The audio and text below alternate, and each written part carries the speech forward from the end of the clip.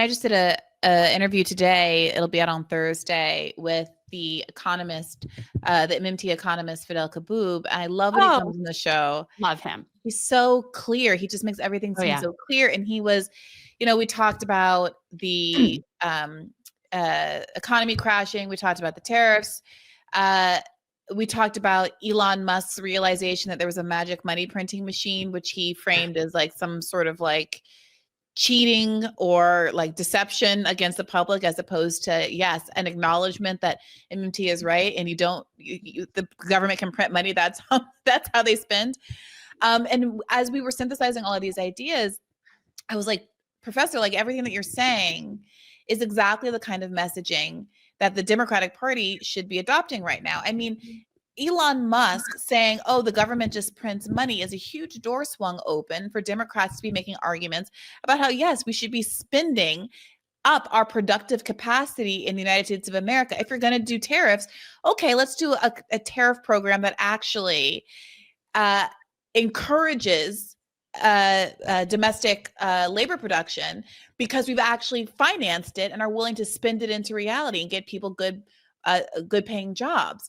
Not this, what he described as a sort of techno-feudalist effort to protect our tech companies from European regulation. That's what he thinks is really driving all of this. So, when you hear him lay it all out, and you see this as an argument that Democrats could really be using to ratchet back kind of public understanding of how budgets work and how they shouldn't be doing their own Democratic Party version of DOGE, which we've all been living under, where Democrats try to appease Republicans by saying they're going to balance the budget, which Republicans don't actually care about.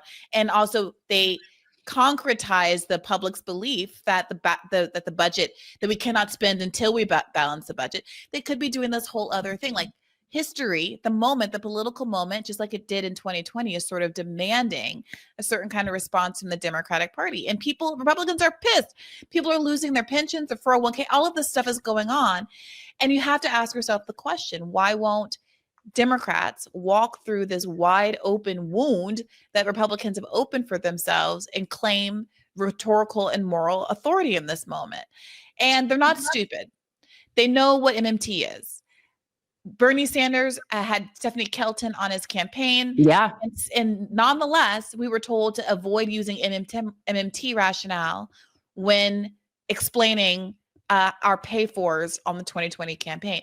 So a choice is being made not to win, even now, even as exigent as the circumstances are. And it seems unavoidable to me that the reasons the Democratic Party would rather lose and would rather continue to allow Donald Trump and Elon Musk and all the techno-feudalists to take control than to open up space for genuine populism. And I think it's our responsibility to make the choice that Democrats are making clear, so we can, as quickly as possible, get people redirected toward alternate parties that could potentially, hopefully not too much time, actually reflect the interests of the overwhelming majority of Americans.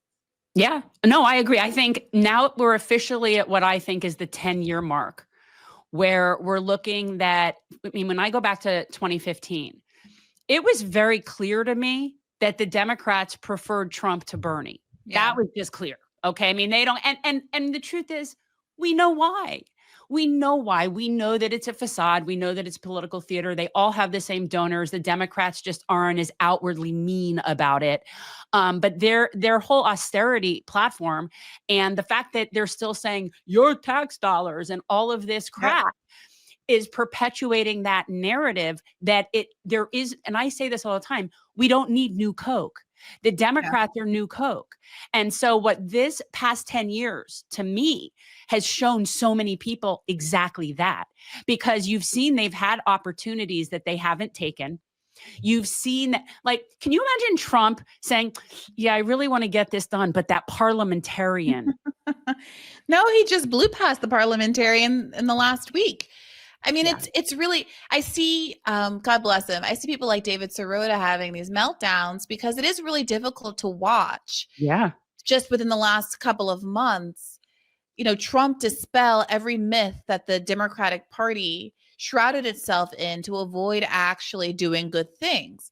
And we saw this for the first time in the second half of Biden's term when Republicans in the House, who had a bare majority, did their own force the vote and proved to the world that it's a strategy that it can work for a small number of renegade outsiders within a party to wrest back control. And now we're seeing on a huge scale what an administration can do, what power they can wrest for themselves when they want to. And I remember saying this back in the early part of the Biden administration. You know, liberals are hand-wringing about the courts. Okay, well, Biden had a committee on court reform. I had an episode about it at the time where I had two of the people who testified at that hearing. One was conservative, one was left-leaning, and then a third left-leaning constitutional scholar from the University of Georgia come on and debate what the possible reforms are and how the country could be looking differently. And it was obvious at the time, everybody who participated in it, regardless of their politics, was like, there was no, this was a performative giveaway to the left who says we should do court reform. So we're going to have a committee on it, and then we're not going to act on it. And so now that was, you know, what, a year before Roe was overturned. And Roe being overturned under Joe Biden also didn't kick them in the tuchus and get them to finally do something about this. And so now we're being told that the walls are falling down and there's no checks and balances and the courts are unable to rein in Trump and the Supreme Court is in his back pocket anyway. And people are expected to forget that this is a phenomenon that fully emerged under Joe Biden. And Joe Biden made the choice not to pack the court, not to even threaten to pack the court, not to take seriously the issue of court reform. And now we're supposed to do what exactly? Right. But this to me has been a trajectory that I've seen my entire life. It matters not who's in the Oval Office. It doesn't matter. It doesn't. Little things here and there, little bones get thrown to different groups here and there. But the overall trajectory of capitalism has been the same.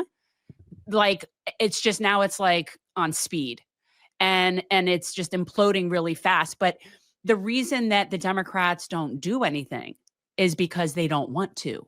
That's right. And that is this realization that I think as soon as people will get that, and we could get rid of the new Coke, we could potentially do something else. But that is what's holding us up. To me, those are the people that are holding us up, that are just like, we just got to challenge just this seat. We got to get the right progressive. We got to get it's not, I feel like we've proven that doesn't work. You know how they'd say in relationship advice, like, if he wanted to, he would. Mm-hmm. Yeah. That should be the slogan for the Democratic Party. For sure. And I know that a lot of it has to do with what they like to fundraise on. I mean, look, if they had ever really dealt with Roe versus Wade, then they wouldn't have had like their number one fundraising tool for I can't tell you how many decades, right? I mean, that's the thing. I mean, I remember when we read that in law school, and I knew that that's a weak decision. And I knew that it was tenuous. And anybody who really ever studied it knew that it kind of was a matter of time. And it really wasn't a great decision. It wasn't done well. There's a lot of variables. Yeah. We want the outcome we want. That's the bottom line, because it's just our rights to have that. But I knew that was coming. Everyone knew that was coming. So why didn't they do anything? We know.